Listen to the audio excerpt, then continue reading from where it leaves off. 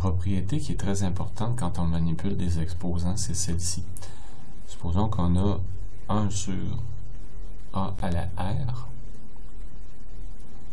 Alors ça, c'est pareil comme si on avait A exposant moins R.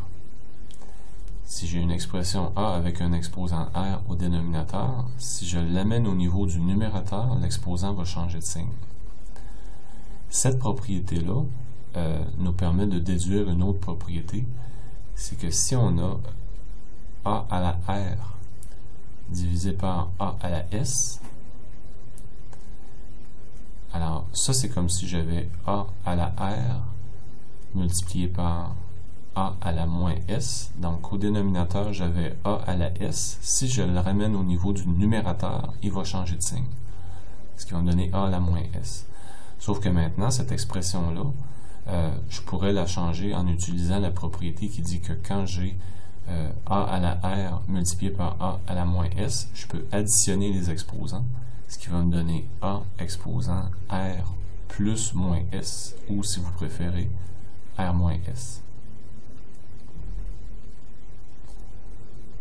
On peut remarquer aussi que si on avait l'expression A exposant S, je pourrais dire que c'est équivalent à l'expression suivante. C'est comme si j'avais 1 sur A exposant moins S.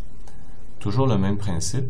Si je change de niveau, je passe du numérateur au dénominateur, l'exposant change de signe. Donc ça fonctionne aussi bien du numérateur au dénominateur que, comme on a vu tout à l'heure, du dénominateur au numérateur.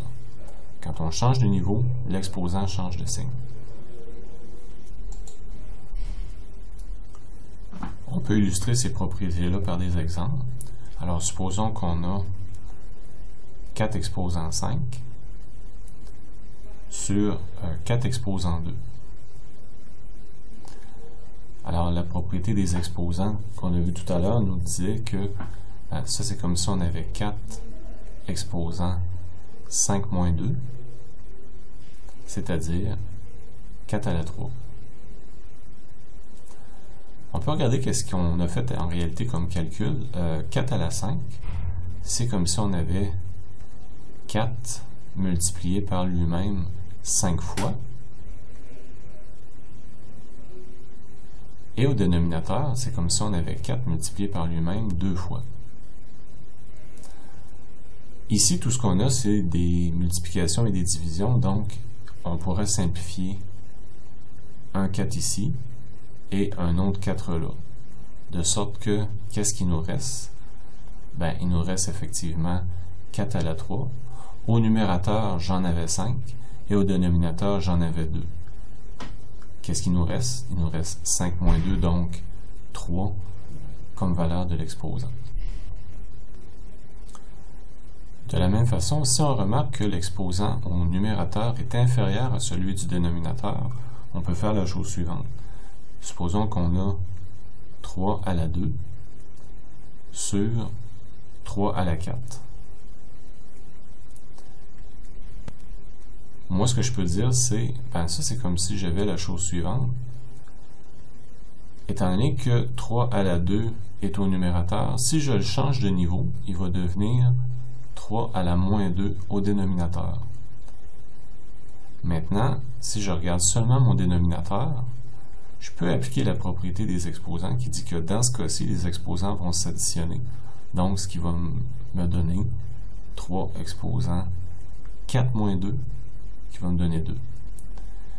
Et puis, si on regarde plus en détail le calcul qu'on a fait, alors c'est comme si on avait 3 fois 3 au numérateur, puis 3 multiplié par lui-même 4 fois au dénominateur.